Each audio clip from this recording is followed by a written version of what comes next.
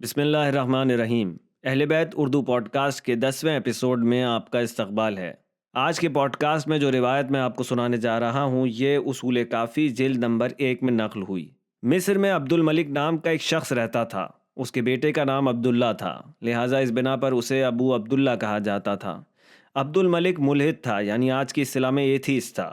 اس کا اعتقاد یہ تھا کہ دنیا خود بخود وجود میں آ گئی ہے۔ اس نے سن رکھا تھا کہ شیعوں کے امام صادق علیہ السلام مدینے میں رہتے ہیں، لہٰذا اس نے مدینے کا سفر کیا۔ جب وہ مدینے پہنچا اور امام صادق علیہ السلام کا پتہ پوچھا تو لوگوں نے اسے بتایا کہ امام مراسم حج انجام دینے کے لیے مکہ گئے ہوئے ہیں۔ وہ مکے کی طرف روانہ ہوا، کنارے کعبہ اس کی امام سے ملاقات ہوئی۔ امام طواف میں مشغول تھے، وہ بھی طواف کرنے والوں کی صف میں شامل ہو گیا اور اس نے امام کو دشمنی کی وجہ سے ایک کندھا مارا۔ امام نے بڑی نرمی سے پوچھا، تیرا نام کیا ہے؟ اس نے کہا عبد الملک۔ امام نے پوچھا، تیری کنیت کیا ہے؟ اس نے کہا ابو عبداللہ۔ امام نے پوچھا، وہ سلطان کے جس کے تم بندے ہو وہ زمین کا حاکم ہے یا آسمان کا؟ اور یہ جو تمہاری کنیت ابو عبداللہ ہے تو وہ خدا جس کے بندے کے تم باپ ہو وہ زمین کا خدا ہے یا آسمان کا؟ عبد الملک نے کچھ جواب نہ دیا۔ حشام ابن حکم جو امام صادق علیہ السلام کے شاگرد تھے وہ بھی وہاں پہ حاضر تھے۔ انہوں نے عبد الملک سے کہا، امام کے سوال کا جواب کیوں نہیں دیتے؟ عبد الملک حشام کی بات کو سن کر آگ بگولا ہو گیا، مگر امام صادق علیہ السلام نے بڑے پیار سے کہا، صبر کرو، میرا طواف تمام ہو جائے تو پھر تم میرے پاس آنا، ہم گفتگو کریں گے۔ جب امام نے طواف مکمل کر لیا تو وہ امام کے پاس آ کر بیٹھ گیا۔ اس وقت امام کے پاس ان کے کچھ شاگرد بھی بیٹھے ہوئے تھے۔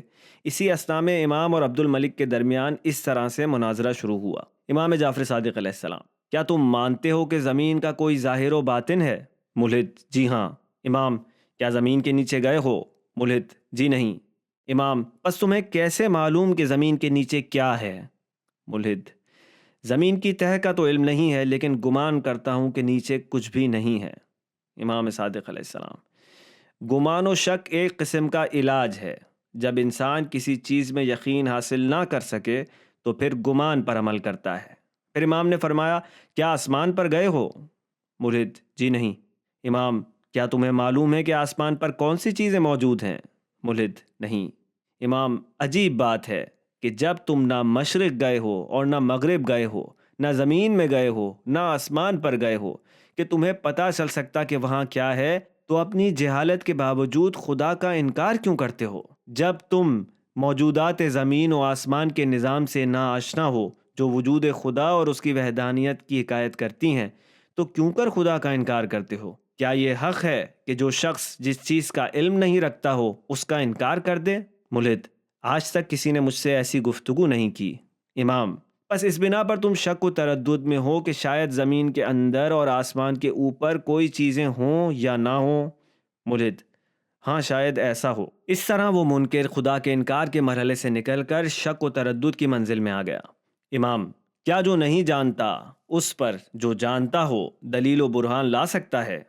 اے برادر مصری، مجھ سے سن لو اور ذہن نشین کر لو کہ ہم ہرگز وجود خدا کے بارے میں شک نہیں کرتے۔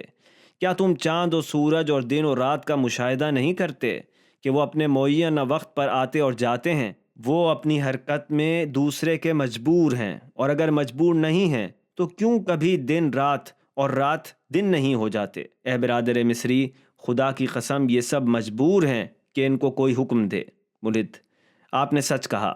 امام صادق، اے برادر مصری، ذرا یہ تو بتاؤ کہ تمہارا عقیدہ اس بارے میں کیا ہے کہ زمانہ تمام موجودات کو زندہ کرتا ہے اور سب کو چلا رہا ہے، اور اگر ایسا ہے تو مرنے والے مردوں کو زمانہ پھر سے زندہ کیوں نہیں کر دیتا؟ اے برادر، یہ سب مجبور ہیں کیونکہ آسمان اوپر اور زمین نیچے ہے۔ کیوں آسمان نیچے اور زمین اوپر نہیں چلی جاتی؟ کیوں موجودات آپس میں ایک دوسرے سے مل نہیں جاتے؟